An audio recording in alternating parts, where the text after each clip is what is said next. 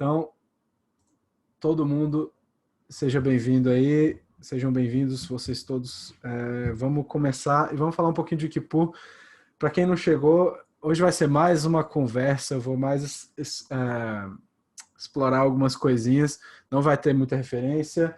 E no final, eu pensei em ler um texto que eu escrevi há algum tempo, só para esclarecer algumas coisas quanto a um assunto do qual a gente fala muito aqui. Tá? Algumas pessoas aqui já conhecem o texto, principalmente o pessoal que está mais das antigas, aí o Carlos, já deve ter o texto em casa, porque eu já levei uma vez, pelo menos ler, já deve ter lido, enfim. Eu vou passar essa ideia, porque eu acho que é importante, muitas vezes eu estou falando aqui, estou repetindo o assunto, e não está muito claro para todo mundo o que é, então vou tentar explicar isso direitinho. Mas hoje a gente vai falar de Kippur e eu queria introduzir algumas ideias aqui para complementar o que eu falei na semana passada sobre Rosh Hashanah.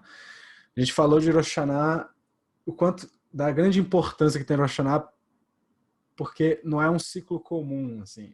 Muitas vezes as pessoas perguntam, mas o que você vai prometer para o ano novo? O ano novo secular não faz muita diferença no fim das contas, não tem nenhuma diferença do ponto de vista espiritual naquilo. É uma passagem de ano, do ponto de vista físico talvez tenha alguma diferença, posição do sol com relação à Terra, tamanho dos dias, tamanho das noites, tudo isso tem a ver, mas do ponto de vista espiritual não tanto. Rosh Hashanah já é diferente. Yom Kippur leva isso num outro nível, né? Então, eu queria considerar uma situação.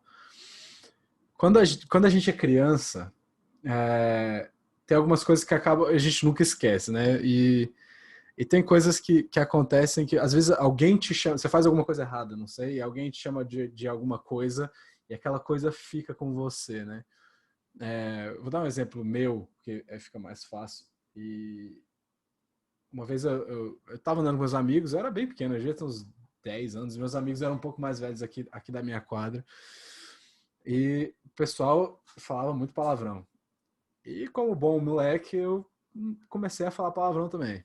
E aí, um senhor, aqui do meu prédio, eu moro no mesmo prédio até hoje, falou assim, você tem a boca muito suja.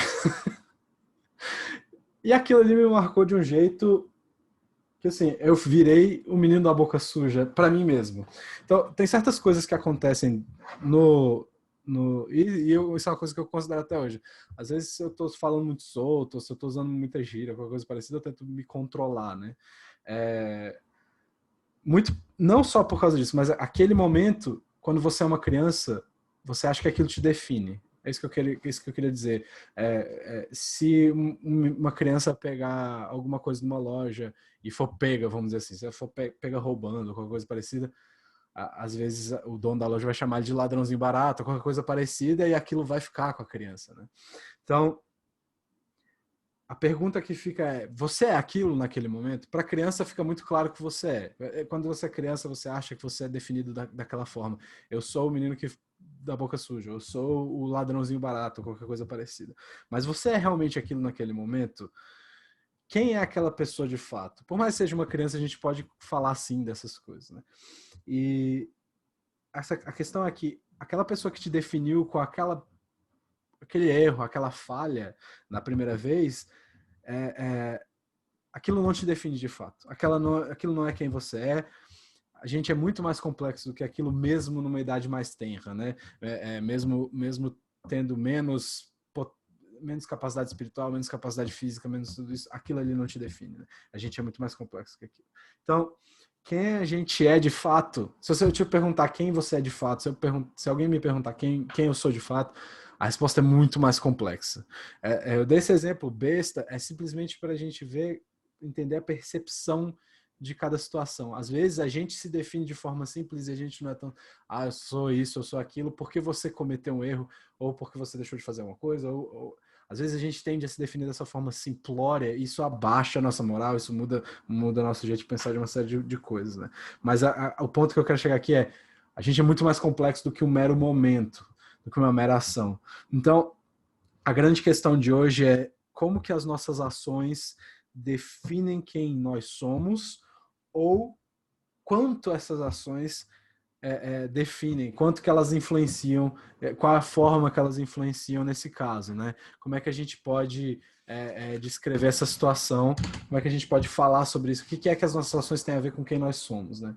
Então, hoje em dia tem uma visão bem, eu não sei nem o termo, mas é uma visão meio mais simples, de dizer assim que todas as pessoas são boas, mas elas podem fazer ações ruins, né? Elas podem ter atitudes ruins, né? Ou seja, as ações delas não refletem que elas são de verdade. E todo mundo gosta de pensar nisso. Todo mundo gosta de pensar que é assim. Se eu faço muita coisa errada, não, é simplesmente porque eu não sei como me portar melhor ou qualquer coisa parecida. Mas a visão judaica não é necessariamente essa. A visão judaica é um pouquinho mais complexa. A gente tem muitas coisas que influenciam, muitas mesmo, vários fatores que definem quem é você, quem sou eu, né? Ações fazem parte dessa equação de alguma forma, né?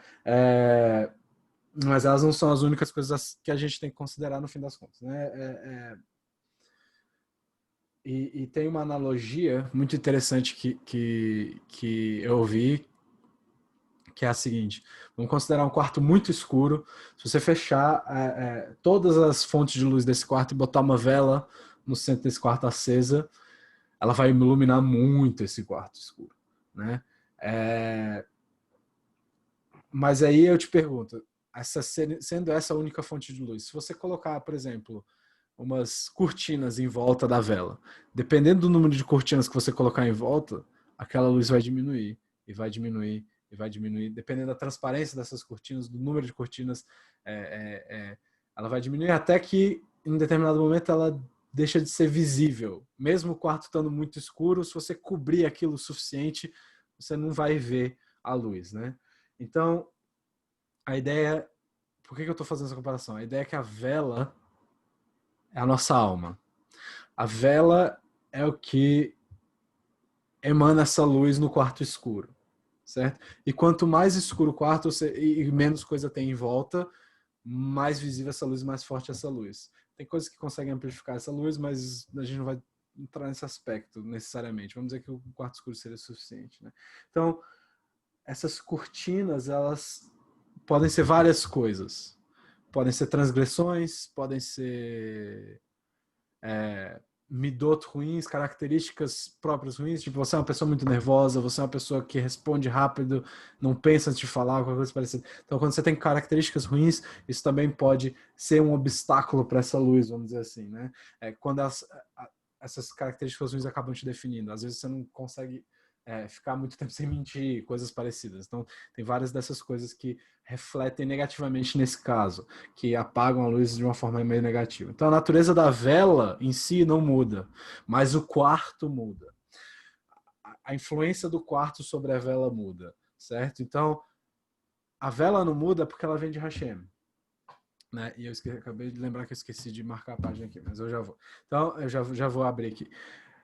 A vela, por ser alma, ela vem de Hashem. Então ela tem esse aspecto, esse seu eu interno tem esse aspecto de ser imutável. A única coisa que ela quer fazer é expandir. A única coisa que ela quer fazer é, nesse caso, brilhar, né? Gerar luz, mandar mais luz para frente. A única coisa que ela quer é isso. Consumir mais oxigênio e ser mais forte, né? Então ela quer espalhar e aumentar essa luz. Se a gente isso está no Tanar, né?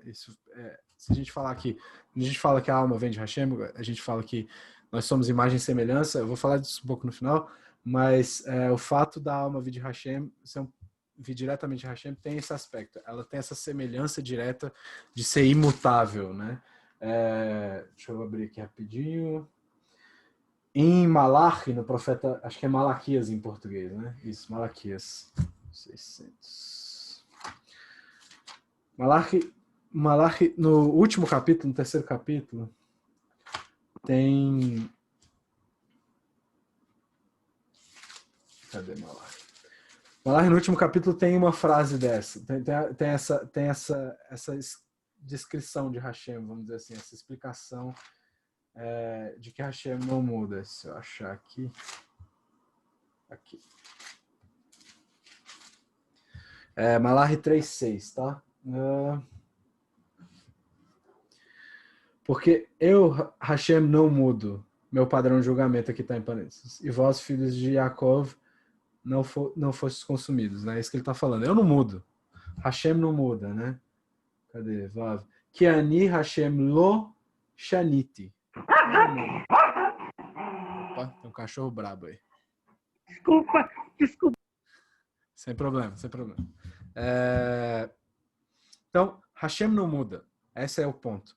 A questão é, a gente pode acabar diminuindo essa luminosidade, mas ela em si ela não vai perder força. Ela não vai, a gente vai diminuir essa luminosidade simplesmente cobrindo-a. Ela não vai deixar de, a vela não vai deixar de queimar ali dentro, tá? Então, se a gente colocar muitas cortinas, a gente potencialmente não vai ver luz nenhuma. É isso que eu estava falando no começo, né? A pergunta é, o que é essa cortina? O que seriam esses obstáculos e o que a gente faz para retirar esses obstáculos, uma vez que a gente já colocou eles ali, né? Então, a ideia do que é essa cortina é muito simples. É uma coisa que está encobrindo a verdadeira bondade dentro de você. É uma coisa que impede aquela verdadeira bondade de você de aparecer. Então, o que eu quero dizer com isso? Intencionalmente, ninguém acorda todo dia falando assim, hoje eu vou fazer uma maldade. Se a pessoa acorda assim, ou ela já tem algum problema, mas vamos dizer assim, a pessoa em situação normal, ela não costuma acordar falando, hoje eu vou fazer o mal o dia inteiro, se eu vir alguém andando com um carrinho de bebê, eu vou chutar o carrinho, eu vou jogar coisa em cachorro na rua, eu vou fazer todas as coisas ruins que vierem na minha cabeça, vou roubar, vou mentir para todo mundo. Ninguém acorda assim. Então, a gente normalmente não busca ativamente ofuscar essa bondade, certo? Não é comum a gente fazer isso, não é saudável a gente fazer isso em geral, tá? Mas às vezes a gente faz sem querer por achar que a gente está ganhando alguma coisa com aquilo. Às vezes a gente se engana achando que vai mudar alguma coisa, mas não vai. Na verdade, quando a gente está fazendo uma coisa errada, a gente está perdendo, a gente não está ganhando, né? Então, eu vou dar um exemplo muito fácil aqui, que é mentir, né? E os rabinos, os comentários costumam dizer que mentira é uma das coisas que tem a maior facilidade de encobrir essa luz da alma. Tem a capacidade de encobrir, ou seja, seria a cortina mais fácil de colocar. É aquela que é mais efetiva nesse caso, né? Então, para que a gente mente? Se você pensar assim, toda vez que você mentir, por que você está mentindo? Ou é porque você se convenceu que você está se protegendo quando você mente, ou porque você está evitando algum tipo de desconforto, porque você não quer discutir aquela situação naquele momento, ou para ganhar alguma coisa com aquela situação, que talvez seja o pior das três. Mas a questão é, todas elas são ruins, né? Então a cortina, uma vez semente, você está colocando aquela cortina lá e está abrindo espaço para mais mentira. Meu pai costuma falar uma coisa que é muito interessante, que a mentira também segue a ordem, as leis da termodinâmica, porque como ela é uma coisa que é muito difícil de se manter num lugar, você tem que gastar muita energia para manter tua mentira viva, vamos dizer assim. Se você só falar a verdade, você pode até esquecer daquela situação, você pode até esquecer daquela conversa, você pode até esquecer que você falou aquilo. Mas se você mentiu para alguém, você nunca pode esquecer daquilo. E você gasta uma energia gigantesca para manter aquela mentira viva. Então, se você... Às vezes alguém fala, mas você não disse aquilo tal coisa. Aí você, às vezes, tem que inventar uma nova mentira para explicar o porquê que você se esqueceu daquela coisa. Então, uma coisa vai levando a outra. E cada vez mais você vai gastando energia, chega um momento que é insustentável. E aí que eu estava falando das leis de termodinâmica, a entropia vira infinita e não tem mais como você colocar energia naquele sistema lá para manter aquele sistema correndo, né? Então, a cortina colocada por você, nesse sentido, mostra que as nossas ações importam. Ou seja, se você mentir para alguém, você está colocando uma cortina lá, então sua ação importa. Se você roubou alguém, você está mostrando que sua ação importa. Mas se você ajudou alguém, também está mostrando que sua ação importa. Mas ajudar é o contrário. Ajudar, você está não necessariamente retirando uma cortina, mas mostrando que a tua luz pode, que a tua vela pode iluminar aquele espaço ali, né? Então, Yom Kippur que isso tudo tem a ver com Yom Kippur, né? Yom Kippur é o dia em que nós somos mais capazes de ver além da ilusão criada pelas nossas cortinas. Se a gente tem muita cortina, a gente se julga negativamente com muita facilidade. Então no Yom Kippur a gente consegue ver tudo que a gente é capaz de fazer. A gente consegue ver nossa vela sem as cortinas, sem todos aqueles obstáculos que a gente botou. Tá? Então isso é o que Hashem faz por nós nesse dia. Por isso ele é o nosso dia mais precioso. Por isso que quando a gente falou, a gente estava falando um pouco antes do estudo da questão de por que as pessoas se importam tanto com o Yom Kippur, tem esse aspecto. Esse aspecto, ele talvez não seja tão claro nesse ponto de vista, mas ele está aberto. Yom Kippur é o dia mais importante. E esse é um dos aspectos que mostram que ele é um dia mais importante. Né? Então, mesmo que muitas pessoas associem Yom Kippur com tristeza e dificuldade, não é isso que é o dia. O dia é um dia, sim, é um dia que você tá vulnerável. E essa é a parte difícil do dia, você está se vulnerabilizando durante o dia. Né? Rosh Hashanah, que né, a gente comentou mais cedo, Rosh Hashanah tem esse aspecto de julgamento e todo mundo esquece. Ou a gente fica feliz do mesmo jeito porque é uma festa, mas a gente está sendo julgado no dia de Rosh Hashanah. Yom Kippur é o dia do perdão, o julgamento já foi. Tá? Mas é um dia difícil porque a gente está vulnerável, certo? É uma festa mesmo assim. A gente não pode esquecer que é uma festa.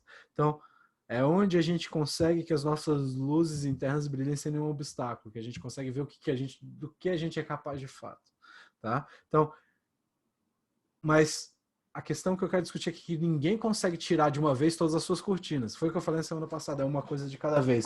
Só que tem obstáculos que você põe na frente da tua vela ou em volta da tua vela que são praticamente impossíveis de você tirar sozinho. Você vai precisar muito da ajuda de Hashem para tirar essa vela, para tirar essa cobertura da frente da tua vela, tá? E no caso de Yom Kippur é o dia perfeito ou para começar a tirar ou para tirar completamente, que é muito mais difícil também, né? Então começar a tirar é o dia do Yom Kippur, é um dia importante. Então se a gente precisa muito da ajuda de Hashem, o Yom Kippur é esse dia para começar a tirar o obstáculo da frente dessa luz que você poderia estar emanando. Então, com esse dia, Hashem nos ajuda, no caso, como um ato de grande compaixão, que é o que ele faz, no fim das contas. Mas Yom Kippur é o dia com a maior compaixão. Né? Então, como é que a gente pode aproveitar esse dia? Como é que a gente pode aproveitar esse dia? Então, primeiro a gente tem que entender os tipos de obstáculos, os tipos de cortina. A gente tem dois tipos principais, vamos dizer assim. O primeiro é uma pessoa que erra, mas que ela é capaz de se confrontar com o erro ou instantaneamente ou rapidamente. Eu vou dar um exemplo aqui. Vamos supor que você mora com um amigo e vocês são bem amigos, assim, vocês dividem todas as coisas tranquilamente, não tem problema nenhum e tudo mais. E aí você percebe que tem uns chocolates novos ali, você gosta muito de chocolate, os chocolates novos ali na sua sala. Aí você fala assim, bom, meu amigo comprou esses chocolates, eu acho que ele não se importaria, ou se eu perguntasse para ele se eu poderia comer alguns, ele diria que sim. Você vai lá e come os chocolates, come um pouquinho mais do que deveria, mas comeu. E aí seu amigo chega em casa depois com a mãe dele. Aí a mãe dele tá vindo, sei lá, você mora em Brasília, ele tá vindo do Pará, a mãe do seu amigo. E ela pergunta, ué, cadê os chocolates que a gente comprou aqui para fazer doce X que o menino gosta desde a infância? Como é que você vai agir com isso? Vai falar, não, mas é porque seu filho é uma boa pessoa e ele deixaria eu comer aquilo. Não, você vai ficar envergonhado com a situação. Por mais que aquilo fosse normal, corriqueiro na situação, assim, aquilo ali, se você comeu, não vou usar nenhuma firula não, aquilo ali foi um roubo.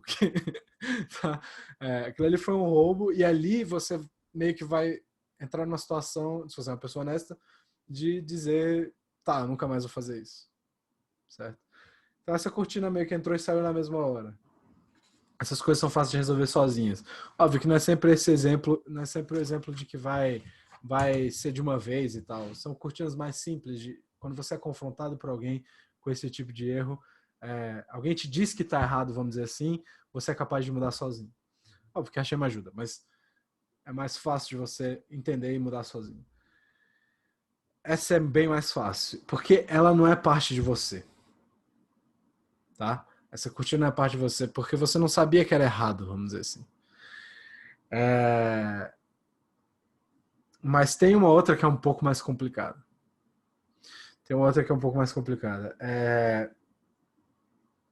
Se você é uma pessoa muito segura, por exemplo, e você tem que usar os outros para se impor de alguma forma, para mostrar que você tem algum tipo de valor, isso aí já é bem mais complicado. Então, se você mente sobre alguém, vamos dizer que uma pessoa mentiu sobre outra pessoa, simplesmente para ficar em bons olhos com um terceiro ou qualquer coisa parecida, para dizer, não, eu sou melhor que ele e tal, e mente sobre isso, aí já é um problema muito maior. Aí já envolve Lashon Hará, já envolve uma série de coisas. E se a pessoa vive a vida dela dessa forma, aí fica pior ainda. Se a pessoa é muito insegura e ela, por exemplo, nada é minha culpa. Tudo que eu faço de errado não é culpa minha. Por mais, eu tô aqui com um negócio, eu deixei cair no chão, quebrou, mas eu vou dar uma desculpa para dizer que não foi culpa minha, que eu não tinha controle sobre a situação. Então, esses casos são muito mais complicados porque isso é a pessoa. A pessoa é a vítima. A pessoa é aquela que costuma usar os outros, passa por cima dos outros para conseguir o que quer. Óbvio que isso é um caso extremo, tá? Eu tô trazendo um caso extremo, eu trouxe um caso fácil e um caso extremo. O caso do chocolate e esse outro caso tem milhões de exemplos no meio. Mas os dois extremos são interessantes pra gente ver que a gente acaba se encaixando em algum lugar no meio. E essa questão de quando você mente compulsivamente, é mais fácil para você mentir, porque você não vai falar com aquela outra pessoa tão cedo. Então, isso tudo gera uma cortina que é muito mais difícil de tirar. E essa é a cortina para tirar no dia do Yom Kippur. Se você está sempre racionalizando alguma coisa. Se eu começar agora, eu vou me atrasar para tal coisa, então não vou começar a rezar agora, porque senão eu vou me atrasar para tal... Não. Se você sempre dá uma desculpa para não fazer alguma coisa que você tem que fazer, você vai complicar muito a situação. Então, essas são cortinas que a gente precisa de Hashem muito mais do que nós mesmos, nesse caso, para retirar, certo? Então, por que isso? Porque isso é meio que matar um pedaço da tua identidade. Isso é matar uma parte da sua identidade. Eu costumo... É um exemplo besta, mas vale às vezes. Eu pesava 150 quilos. Era bem mais pesado do que eu sou hoje. Eu perdi 40 quilos porque eu quis. Porque eu achei que tinha que ser feito. Mas não foi fácil. Foi um processo dolorido, foi um processo que eu achava que eu estava destruindo alguma coisa, e realmente estava. Estava destruindo uma mentalidade negativa que eu tinha quanto a certas atitudes. Eu não fazia, apesar de fazer muito exercício, eu não fazia questão de viver uma vida saudável com coisa parecida. Então tive que ir matando uma série de coisas para resolver. Não acontece do dia para a noite, você precisa da ajuda de Hashem, com certeza, certo? Então, tem uma série de coisas aqui dentro desse tipo de mudanças que você precisa pegar essa força do Kippur para seguir em frente é necessário às vezes, tá? Então, matar sua identidade não é fácil, mas às vezes é necessário. Assim, e óbvio que não é toda a sua identidade. Você não é só aquela pessoa. Você pode ser uma pessoa generosa e mesmo assim mentir muito, tá? Então, assim, essa qualidade muito negativa para tirar é muito difícil. Inclusive, alguns sefarim falam que é até impossível. Então, se é impossível, você precisa de Hashem para fazer. Tá? Tem uma frase que é brilhante que fica na sala do meu pai, por não saber que é impossível, ele foi lá e fez. Então, não vamos tratar as coisas como impossível, que por deixa as coisas possíveis. Tá? Então, quando a razão para um comportamento é ignorância, voltando para as cortinas, a gente pode mudar com facilidade. Mas se a razão é você se defender, você racionalizar, você querer tudo para você, qualquer coisa parecida, aí você precisa de muita ajuda de Hashem. Então, a primeira coisa que Hashem faz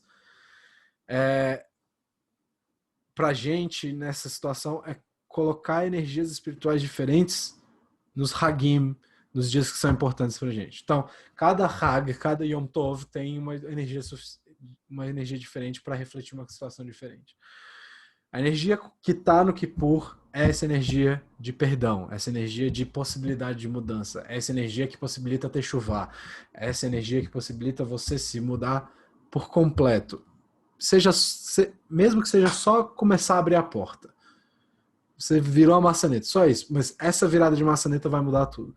Tá? Então, A gente vai passar por diversos rituais que acontecem no Kippur e vai explorar um pouco cada um deles e ver o que isso tem a ver com tudo isso que a gente está dizendo. O dia antes de Yom Kippur, vamos começar com o Erev Yom Kippur. O dia antes de Yom Kippur tem uma característica muito interessante. Na Guemará está dizendo que o ideal é que você faça um banquete antes de Yom Kippur. E aí, essa vai ser a segunda referência que eu trouxe hoje. A Guemará em Pessahim, no 68b, diz o seguinte. Eu vou ler em inglês primeiro, depois eu traduzo, tá? One who eats and drinks on the ninth, ou seja, aquele que come e bebe no 9º dia, no caso, no 9º dia do mês que a gente está, no 9º dia de Tishrei. The verse ascribes him credit as if he fasted on both the 9th and the 10th of Tishrei. Então, o verso, e aí é Levítico 22, 23, 32, diz que a pessoa recebe o crédito de ter jejuado tanto no 9º dia de Tishrei quanto no 10º. E o 10º dia de Tishrei e Yom Kippur, né? E o que isso tem a ver? O que é que ele está querendo dizer com isso? Ele está dizendo que você dobra a mitzvah. Eu gostaria muito de falar sobre essa questão de dobrar a mitzvah e eu vou falar ainda sobre isso, tá? Eu não sei quando, mas me cobrem, tá? Eu vou falar Billy Nether, mas me cobrem, tá? Porque o Kippur vai chegar e aí vai cancelar o Nether e tudo mais, mas enfim. Me cobrem isso. Eu gostaria muito de falar sobre essa possibilidade de aumentar. Se tivesse se tivesse um valor, você dobrar esse valor. Mas o que a Gemara está dizendo é, se você fizer um banquete antes, você não precisa comer até explodir não, tá, pessoal? Come bem, com alegria, faz uma festa mesmo. É como se você tivesse jejuado 50 horas e não 25, tá? Então a ideia é você... Para quê esse jejum? A ideia é para que a gente tenha a experiência do amor de Hashem. Porque Hashem que provê os alimentos. Hashem que dá essas coisas pra gente. Então é ter a experiência do amor de Hashem um dia antes do Kippur. Para que a gente entre com a mentalidade correta no dia. Não para que a gente entre em Kippur pensando, que saco, vou ter que ficar 25 horas sem comer e sem beber. Ou vai ficar todo mundo fedendo, ou qualquer coisa parecida. Essa mentalidade não é a correta. A correta não é a mentalidade de vou entrar para sofrer. E sim, vou entrar feliz para cumprir isso. Isso foi pedido por um motivo. Por que a gente jejua? Por que tudo isso? A gente vai explorar tudo isso, tá? Então, a gente tem que entrar com essa mentalidade no Kippur. E esse jeju, e esse banquete antes, essa pequena festa em Erev Yom Kippur, ajuda com isso, tá? E o Talmud considera que isso é tão importante quanto o Yom Kippur, porque ele está falando que é como se você tivesse feito 2 vezes, tá? Mas tudo no fim depende da famosa kavaná, da sua intenção. Depende do que você quer com isso tudo. Então, a gente pode sim ter essa experiência do amor de Hashem quando você está fazendo o banquete, mas também se você comer que nem um glutão, que nem um bárbaro maluco lá, que nem o romano que precisava vomitar de novo para voltar para comer mais, aí não dá, né? Você tem que levar o significado com você. Como o suficiente. Tem estudos que dizem que é melhor você não comer tanto antes do jejum. Coma coisas com muita água, melancia é muito bom. Fica aí minha dica. Então, o significado desse banquete pré-Yom Kippur depende de você. E para ter esse resultado final de 2 mitzvot, você precisa ter essa kavaná, você precisa ter a intenção de sentir o amor que Hashem está emanando nesse momento, no Erev Yom Kippur. Então, vamos para a noite do Kippur. A gente faz as bênçãos das velas. A gente agradece, a gente faz uma bênção pela alegria, por estar vivo nesse momento alegre, né? Então, que alegria. Que alegria eu vou ficar 25 horas de jejum, não tem alegria nenhuma. Tem você poder ter a chance de ter uma nova liberdade. O que isso quer dizer? Que você possa continuar e passando em por, sei lá, se fosse para passar a tua vida nesse momento, você vai liberto e não preso. Não preso aquelas dificuldades que você tinha no passado. Não preso aqueles problemas que você tinha no passado. Então, a primeira reza dentro da sinagoga é o Konidre, né? Konidre é todas as promessas, todos os juramentos, né? Então, o que você está fazendo com o Nidre? Tudo aquilo que você prometeu e não cumpriu, você está anulando. Tudo aquilo que você falou, esse ano eu vou fazer tal coisa. Por isso que a Torá fala, não é bom você prometer nada, porque você vai ficar devendo, tá? Chega no final do ano, você vai ter que esperar o ano inteiro. Se você fizer uma promessa logo no começo do ano, você vai ter que esperar até o Kippur, ou cumprir, ou esperar até o Kippur voltar para não ser cobrado mais, vamos dizer assim. E todo mundo pode participar da reza. Tem alguns rituais muito interessantes. Aqui a gente não, pelo menos eu nunca vi fazendo isso, mas eu vi que existe um ritual de que juntam alguns anciões da comunidade e falam assim, é como se fosse um Bedin que permite que todas as pessoas, independente de erros e acertos, possam rezar juntos no Yom Kippur. Ou seja, é uma coisa que a gente faz independentemente da distância ou da proximidade de Hashem, para mostrar que independentemente do número de cortinas que você colocou em volta da sua vela, ela ainda está acesa. E que dá para ver isso durante o Kippur. Né? E aí a gente acaba anulando as promessas mais ou menos com essa ideia. O Talmud ele fala que uma promessa que a gente tem que desfazer, vamos dizer assim, uma promessa que entra no Konidre para todo mundo, é que todos nós fazemos a promessa de sermos justos e não perversos. Todas as pessoas nascem com esse desejo, segundo o Talmud. Mas quando você entende que isso é difícil, o que você faz? Você começa a relativizar o que é bom e o que é ruim. Você começa a redefinir justiça para caber na sua situação.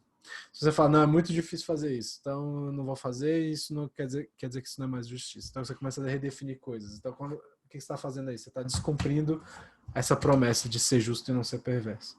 Né? Então essa é um pouco da ideia do Konidre. Né?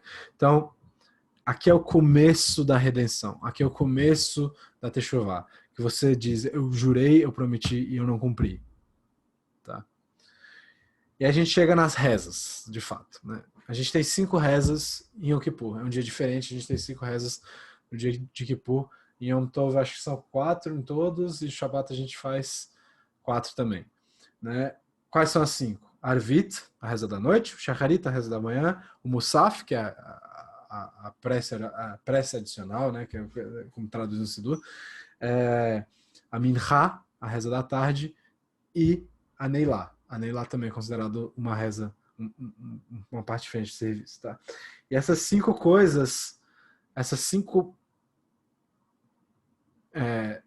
rezas têm a ver com 5 coisas que a gente tem que evitar no dia de Kippur. A primeira é comer e beber. Não pode comer e beber. A segunda é se lavar. Né? A terceira é você não pode se perfumar também. Usar sapato de couro, usar coisa de couro você também não pode fazer. E relações matrimoniais, relações físicas, vamos dizer assim. E a gente não pode fazer nada disso. Só que tem uma coisa importante de ser dita aqui. Nada disso é ruim. Nenhuma dessas coisas é ruim. É bom você usar sapato de couro, é bom você usar coisa de couro, é bom você beber, é bom você comer, tudo isso é bom. E a gente é obrigado a cuidar dos nossos corpos, né? A gente é obrigado a comer bem, a gente é obrigado a beber bem. E por quê? Porque, primeiro, tá emprestado. Tá emprestado, você é sua Neshama, você não é seu corpo, vamos dizer assim. Mas ele possibilita você expressar sua alma nesse mundo. Você precisa do corpo físico para expressar sua alma nesse mundo físico, vamos dizer assim. Então você tem que cuidar do seu corpo. Então por que não fazer essas coisas, assim, coisas se todas elas são boas? Por que você não pode fazer isso no Kippur? Então, basicamente, a explicação é que a gente, durante o ano normal, a gente usa todas essas coisas para se aproximar de Hashem. Tá? Todas essas coisas têm o sentido de se aproximar de Hashem. Mas a relação com Hashem, a relação que a gente tem com Hashem em Yom Kippur, ela é direta, ela não é indireta. A gente não precisa mais dessas coisas necessariamente para se relacionar com ele no Yom Kippur. Tem uma alegoria que é muito bonita, que é o rei saiu do castelo. Hashem vem para o povo durante Yom Kippur. Não é você que tem que ir você não precisa de mandar uma mensagem antes por essas 5 coisas, vamos dizer assim. Então, a gente deixa essas coisas de lado nesse dia para mostrar isso. Tá? A gente entra nesse estado de vulnerabilidade para mostrar que Hashem está por perto. Né? Somos só nós e ele, nesse caso. Tá? Então, a marca do Kippur, que a gente fala muito, são as confissões. É o vidui, né? A gente faz várias vezes o vidui durante as rezas, né? E durante esses 5 serviços, né? E o número 5, é importante a gente lembrar que o número 5 é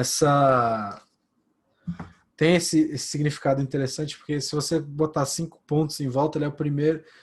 Você consegue fazer 5 pontos de um jeito em que é a única forma, vamos dizer assim, é o primeiro número que você consegue fazer uma figura que tenha uma coisa no meio. A reta não conta. Com 3 pontos você consegue fazer uma reta, mas ela não conta. Então, no caso, que nem eu botei aqui, é o único jeito de você fazer, não é o único jeito, mas é o jeito mais simples de você fazer uma situação que tem um ponto no meio, uma figura que tem um ponto no meio com pontos, né? E o que quer dizer isso? Quer dizer que você tem uma coisa externa e uma coisa interna. Você tem uma base, você tem um centro. E esse centro, você tem coisa apontando para as outras direções, mas esse centro que é o importante. Né? Ainda assim, você tem o centro. E esse centro ele é importante porque quando a gente pergunta quem é você, a gente nunca responde o centro primeiro. A gente sempre responde as bolinhas que estão de fora primeiro. Quando alguém pergunta quem é você, você vai dar primeiro respostas externas. Você vai primeiro falar seu nome, sua profissão, sua descrição física se a pessoa não está te vendo, qualquer coisa parecida dessa. A gente raramente fala quem a gente é de verdade para as outras pessoas, né? A gente raramente deixa claro quem a gente é para as outras pessoas. Às vezes nem a gente sabe quem a gente é de fato, porque tem tanta cortina em volta que você vê uma ilusão, né? Então, tudo isso é verdade. Mas esse ponto no centro, esse core, essa coisa principal ali no meio, ela é a vela que a gente estava falando. A vela está no centro. E Yom Kippur é o dia da integração entre a vela e o restante. O Yom Kippur é o dia em que as coisas que estão em volta da vela deixam de existir e a vela se integra ao resto. Se integra teu nome, se integra o jeito que você... a sua descrição física, até a sua profissão. Né? Então, para quê? Para mostrar que ela está lá. A vela aparece e fala, eu estou aqui. Não me ignore mais. Não ponha mais coisas em volta. Né? O centro dessa figura é a alma. Teu centro é a alma. A vela. Você é, na verdade, a sua alma. Eu sou a minha alma. Certo? E o que é essa alma? Tua alma não é teu corpo, tua alma não é teu status na tua vida, tua alma não é o que os outros te definem como sendo, a tua alma não é tua memória, a tua alma não é tua história. A alma é uma coisa que é indefinível, no fim das contas. A gente pode dizer o que ela não é, né? Ela não é finita, assim como Hashem, a gente não pode definir Hashem completamente, né? Porque senão Hashem caberia nas nossas cabeças, isso nunca vai acontecer. Mas de uma forma muito básica, por ela ser infinita, a gente não pode definir ela exatamente. De uma forma muito básica, a alma, um pedaço da alma, vamos dizer assim, se eu pudesse dizer assim, uma coisa que aproxima do entendimento ela é o desejo de conexão e conquista. Ela é o desejo de conexão e melhora. Ela é esse desejo, essa vontade de se aproximar do infinito. Porque ela quer voltar à fonte, ela quer a fonte. Certo? E essa é a identificação de alma mais próxima que a gente tem. E no fim, agora que a gente falou da vela, né? Como é que a gente retira os obstáculos em volta da vela? Como é que a gente tira essas coisas que estão impedindo nossa alma de fazer o que ela tem que fazer? Primeira coisa, perceber que esses obstáculos existem, né? Muitas vezes a gente tem uma frase muito famosa hoje em dia que é eu sou assim, pronto, acabou. A pessoa quando eu sou assim, pronto, fala eu sou assim, pronto, acabou. Normalmente é porque alguém está falando de alguma coisa ruim que ela faz, né?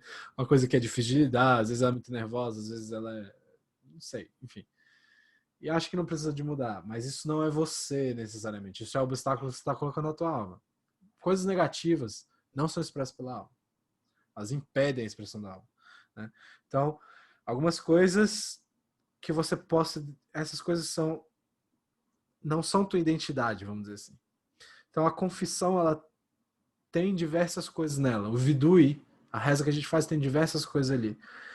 Algumas a gente se identifica. Quando você está fazendo vidui, você vai falando as coisas e vai batendo no peito, né? Algumas coisas você se identifica, outras não. Mas quando você se identifica com alguma coisa ali no vidui, você tem que... Não é para você ter vergonha necessariamente, você ficar triste com aquela situação.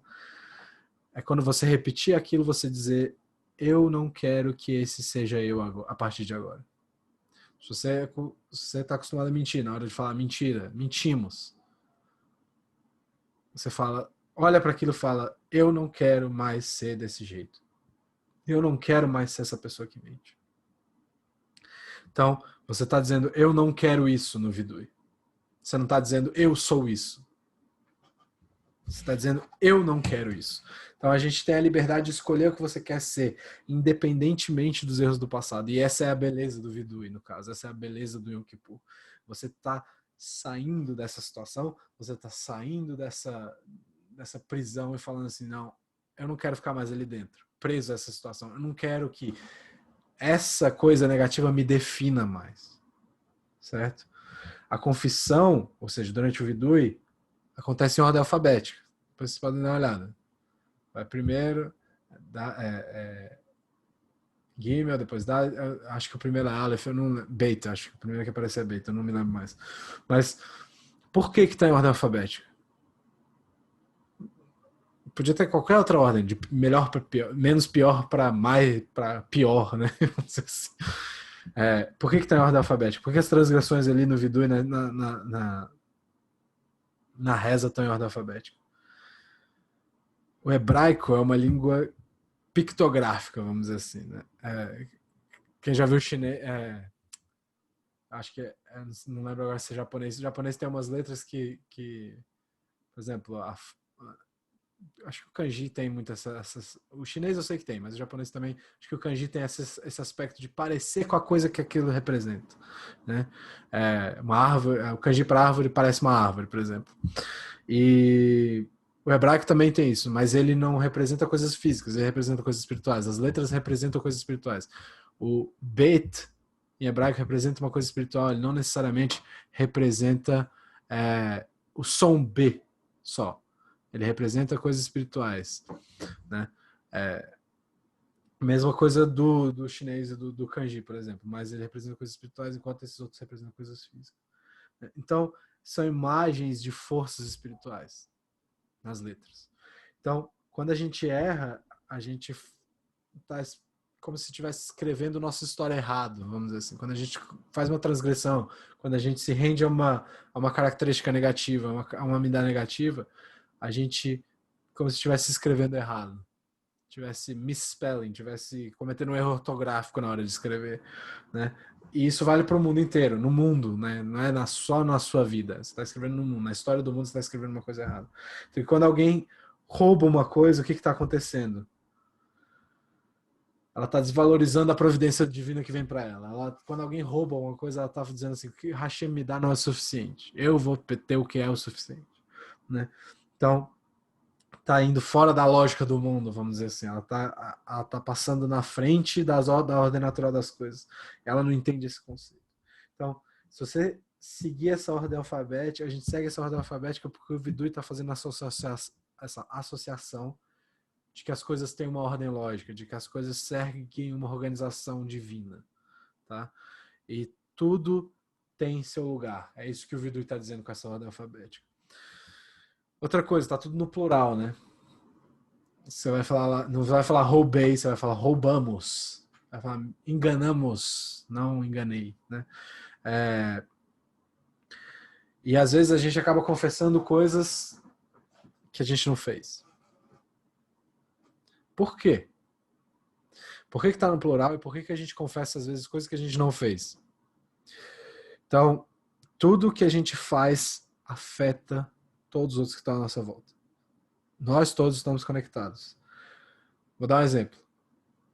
Todo mundo já deve ter visto algum relato no WhatsApp, alguma coisa parecida, de uma loja que põe os produtos lá, todos disponíveis, tem uma caixa, todos os produtos têm seu preço e tem uma caixa, a pessoa pega o que ela quer e bota na caixa o dinheiro das coisas que ela pegou.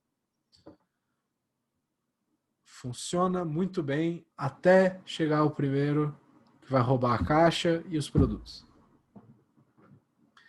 E aí?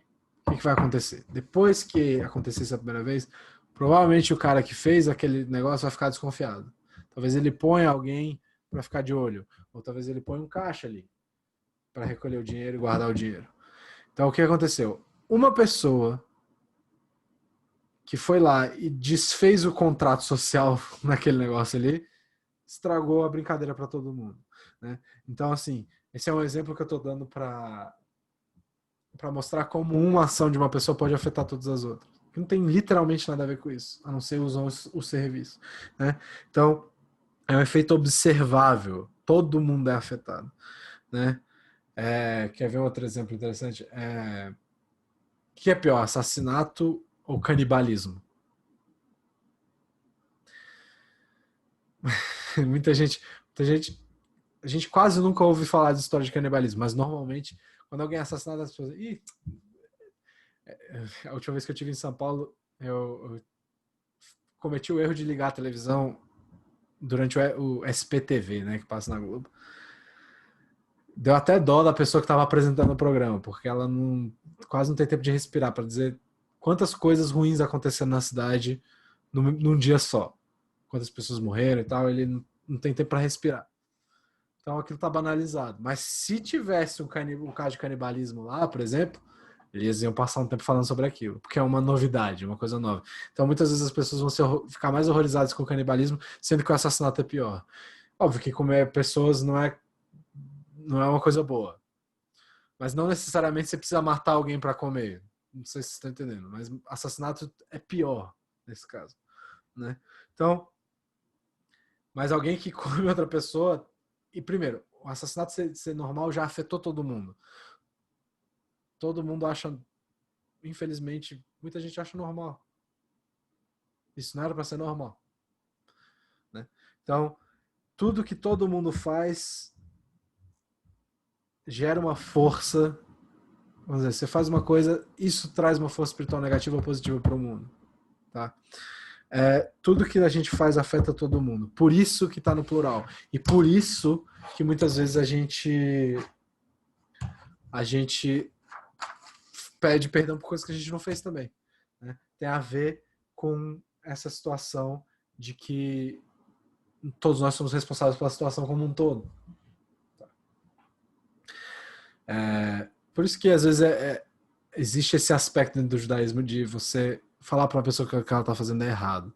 Isso tem que ser feito com muito cuidado e com carinho. Não pode ser feito dizendo, você está fazendo errado, você é horrível e tal. Não, isso é feito com carinho, com amor. Não, isso não é feito para conversar, explicar a situação e tentar ajudar a pessoa. Se você não está tentando ajudar, você está se atrapalhando e afastando a pessoa. Tá? Então, mais uma vez, muito cuidado. Então, qual que é a função do vidui, de novo? Qual que é a função da confissão durante o Kippur? É você dizer, eu não quero ser essa pessoa. Aquela pessoa lá que está presa àquela situação, que está presa a essas coisas negativas, eu não quero ser mais. Ou eu não quero ser, de jeito nenhum, né? Então, não é bater no peito e ficar repetindo aquelas coisas. Não é só isso. Eu não quero influenciar os outros negativamente. Eu não quero ser a pessoa que vai destruir o aspecto de todo mundo.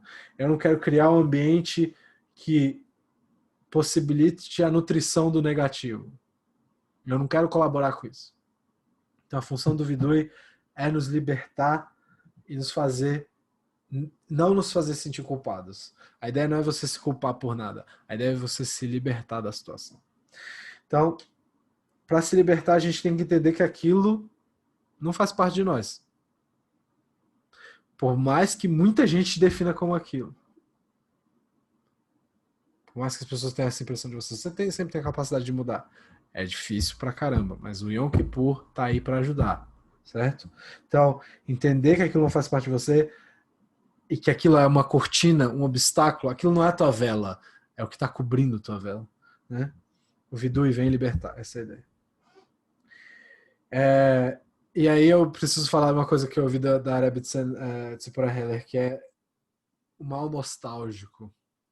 Ela chamou de mal nostálgico. E é o último exemplo que eu tenho aqui, mas enfim, é uma coisa que você não pode fazer, mas que você já fez, mas que você não se arrepende de ter feito. Não sei se todo mundo tem isso. Assim. Eu não consegui pensar em nenhum exemplo prático, mas é uma coisa que você olha para trás, você sabe que você não pode fazer, mas você fala assim, nossa, mas foi tão bom fazer aquilo. Sabe? E você não pode fazer aquilo. Isso te mantém preso, isso é negativo. Porque você vai estar sempre pensando naquela situação. Então, qualquer coisa que te empurre para aquilo, talvez você abrace a oportunidade de primeira. Então, esse mal nostálgico citado, esse nome eu achei muito interessante essa ideia. Então, não pode ficar. A gente não pode ficar escolhendo o que é um obstáculo ou não. É isso que isso quer dizer. Se você falar.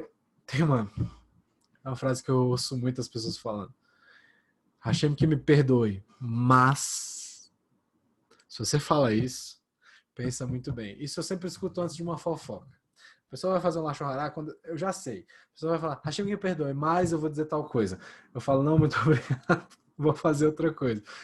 Se você faz isso, se você está pedindo perdão antes de fazer a coisa, entendeu?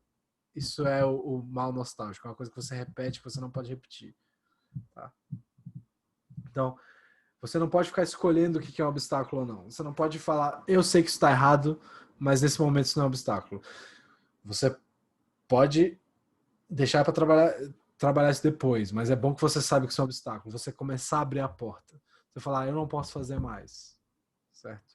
Então, esconder aquilo, você não pode dizer que aquilo ali não atrapalha a minha chama, não atrapalha a luz da vela de alguma forma. Não, atrapalha.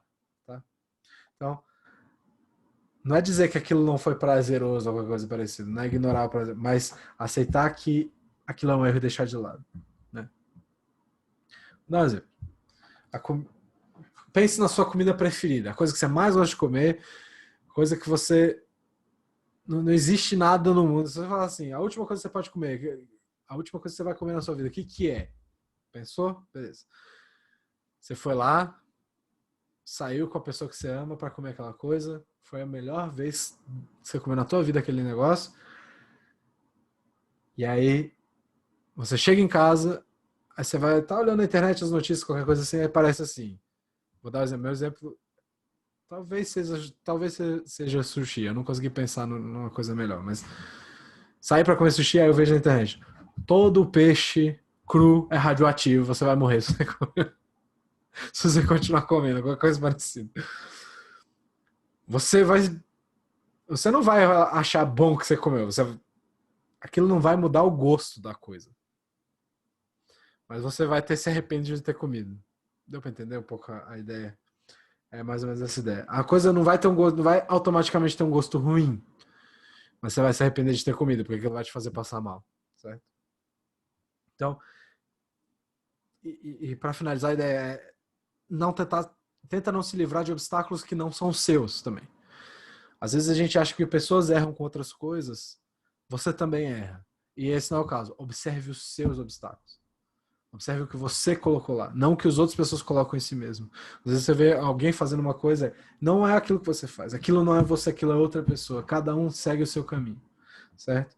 Então, tem um exemplo muito interessante que é a história do menino judeu que foi capturado pelos babilônios e viveu como um babilônio a vida inteira e depois ele descobre que é judeu. Ele vai no Sanedrim, ele errou a vida inteira. O Sanedrim vai falar o que para ele? Vai falar, não, você está sentenciado à morte porque você nunca cumpriu um Shabat na tua vida? Não. Isso não é nem lógico. Isso não segue nem a lógica. Ele vai ter a capacidade, ele vai ter a possibilidade de poder aprender o que é certo a partir desse momento. Então, em algum nível, óbvio que todos são diferentes, todos nós somos capturados pelos babilônios. Às vezes você não sabe o que é certo. Certo? Isso não tem problema. Óbvio que você tem que estudar, né? Então você não escolheu o ambiente que você cresceu, a tua educação, normalmente quem escolhe isso são outras pessoas. E os seus pais também não escolheram a educação deles, o ambiente que eles cresceram e tudo mais disso. Então, essa escolha de ambiente, de tipo de educação e tudo mais, tudo isso tem um jeito de afetar, né?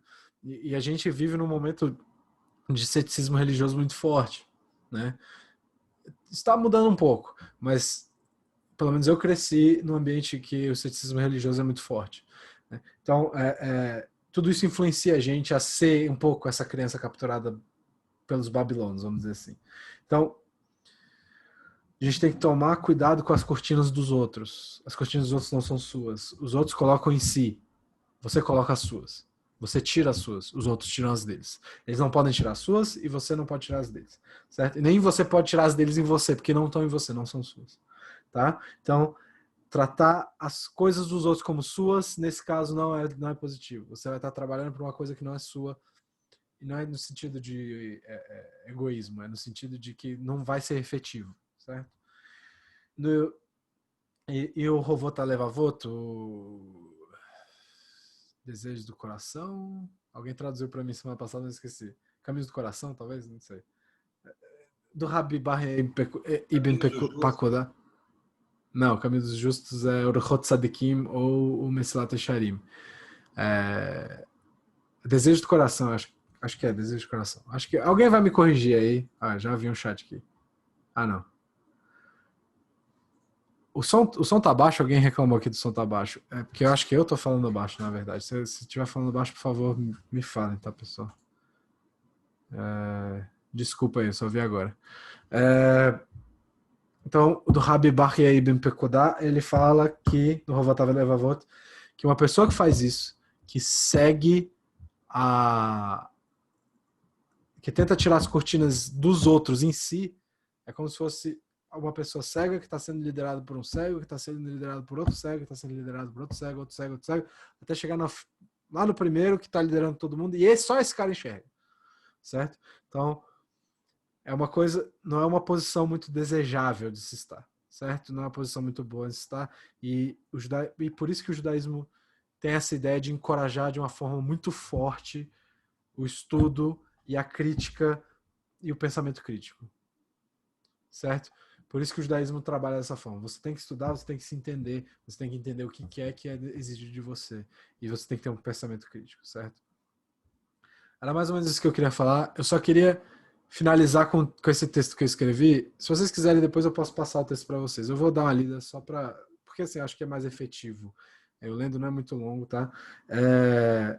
Eu falo muito sobre Mussar aqui. Isso foi um estudo de Mussar também. Mussar tem esse... E aí, eu queria explicar um pouco o que é Mussar e o movimento que surgiu a partir disso, certo? Então, o texto chama o movimento de Mussar e a busca pela espiritualidade. Então, eu vou ler um pouquinho aqui rapidinho. A palavra Mussar, do hebraico moderno, pode ser traduzida de uma forma simples como ética. Mas, originalmente, ela é associada à ideia de instruir ou corrigir. Com isso surge uma das fontes do movimento moderno de Mussar. O livro do sábio Saadia Gaon, no século X na Babilônia, é traduzido como Crença e Opiniões, uma tradução livre, tá, pessoal? O nome do livro. A obra em si tem, em um de seus capítulos centrais, uma discussão de como um ser humano deve se portar neste mundo. Tal argumentação criou uma série de questionamentos quanto à natureza humana e como trabalhar características pessoais. Desde então, os diversos sábios têm adicionado suas considerações e experiências, acumulando assim tradições e explicações. Cada livro escrito após esse momento inicial expande as fronteiras do autoconhecimento judaico. Mussar, nesse contexto, então, refere-se ao entendimento espiritual e ao método de práticas que tem como objetivo a transformação individual. Usa-se deste conhecimento gerado para orientar as pessoas orientar os passos daqueles que desejam se aproximar de sua espiritualidade e, consequentemente, de Hashem. Esse legado espiritual foi quase perdido, isso durante a Segunda Guerra Mundial, já que muitos dos que guardavam essa tradição foram assassinados durante o Holocausto. Mas alguns seus mestres mais recentes, como o Rabino Shlomo Wolbe, quem eu já falei aqui, que escreveu a Leishur em 1968, o Rabino Eliyahu Dessler, do Mirtav Meir Eliyahu, entre outros, retomaram os esforços e começaram a repassar os ensinamentos. Hoje em dia, dentro das yeshivot, Mussar faz parte de quase todos os tipos de estudo, tá? E hoje a prática de Mussar está, como o judaísmo, sendo reerguida e aprimorada. Está escrito: serei santo, pois eu, o Eterno, sou santo. Está em Vaikra, né? Em Levítico. Basicamente, a Torá, nesse ponto, dá a resposta, segundo alguns sábios, para a razão da existência humana. O ser humano foi colocado nesse mundo para aprender a crescer espiritualmente, ser santo e assemelhar-se ao Criador. Da Torá é possível retirar os 3 pilares de relacionamento dos seres humanos. O do indivíduo com os demais, o do indivíduo com Hashem e do indivíduo com ele mesmo. A Torá encoraja e ensina e nos ensina sempre a crescer nesses 3 aspectos. Sendo assim, Mussar tem o foco principal no terceiro pilar. O rabino Moshe Cordover, o Ramak, em seu livro A Tamarela Devorada, escreve: o homem tem o dever de procurar se assemelhar com o seu Criador, pois assim alcançará o segredo da forma superior, que ele chama, ou seja, a imagem e semelhança, pois o fator principal da imagem e da semelhança superiores são as ações, do que a gente está falando aqui agora. Portanto, o Ramak, ou seja, você se molda por dentro para que as suas ações reflitam seu interior. Portanto, o Ramak diz que é um mandamento trabalhar essa imagem e semelhança ditada pelo Criador. O Talmud também interpreta essa ideia. Abba Shaul disse: seja semelhante a ele, assim como Hashem é misericordioso e benevolente, seja você misericordioso e benevolente. A Torá ensina que a mitzvah, que é um mandamento, identificar as medidas positivas do Criador, as midot, as características positivas, plural de midah, e buscar reproduzi-las em si mesmo. Consequentemente, deve-se buscar ativamente o crescimento espiritual, sendo isso uma mitzvah como qualquer outra, além de uma parte central da conexão do ser humano com Hashem. Ou seja, você trabalhar em si mesmo é você trabalhar seu relacionamento com Hashem e, consequentemente, trabalhar seu relacionamento com os outros. Além de uma parte central na conexão do ser humano com Hashem, já que a alma é uma porção essencial do ser humano. O Vilna Gaon, no seu livro Aven Shlema, eu não consegui achar uma tradução em português, mas seria a medida justa e perfeita, né? Começa afirmando que a razão do ser humano existir é desenvolver suas midot, suas características internas, conectando assim as ideias anteriormente citadas com a prática de Mussar. Maimonides, do Rambam, no Mishneh Torah, discute que, em geral, devemos buscar o caminho do meio, o equilíbrio ao tratar nossas características positivas. Isso é uma coisa que eu repito aqui 1000 vezes, né? Excetua somente a humildade, a navá, dizendo que as pessoas devem tentar ser muito humildes. Observa-se que o conceito judaico de humildade é saber o seu lugar no mundo e não necessariamente humilhar-se.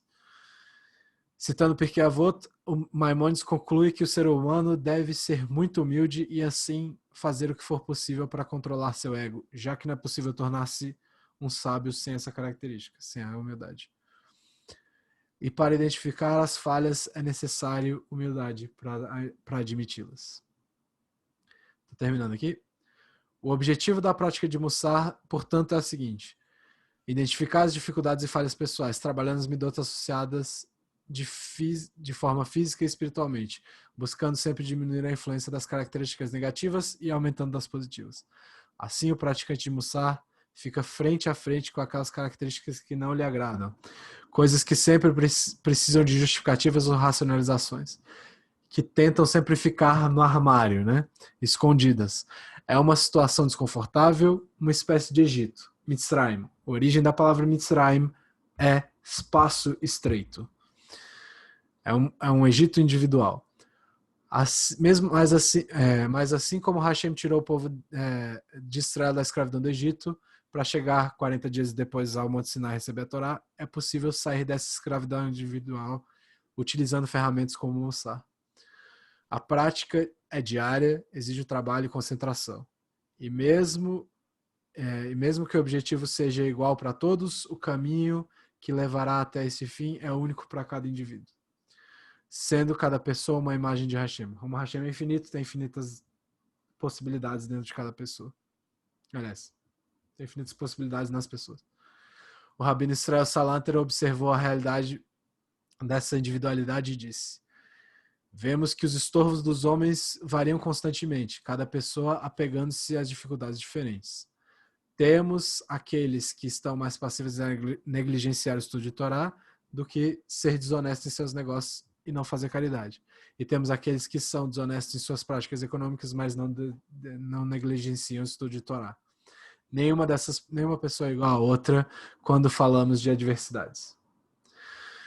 Cada ser humano tem suas forças e fraquezas. Portanto, os caminhos são únicos dentro da prática de Mussar, na jornada em busca da santidade. A tradição de Mussar é uma resposta para a necessidade do aperfeiçoamento interno. Ao melhorar seu interior, pode se aproximar de Hashem e entender as dificuldades do seu próximo, criando assim um mundo um pouquinho melhor. É possível resumir o objetivo de uma forma simples com o conceito Yiddish. Você deveria ser um mensch, uma pessoa de integridade. E é isso que a prática de Mussar nos ajuda a alcançar. O Rabino Salanter sintetiza a relevância da prática de Mussar ao falar sobre o golem, criatura sobrenatural da cultura judaica, dizendo: o Maharal de Praga criou um golem. Isso foi uma grande maravilha.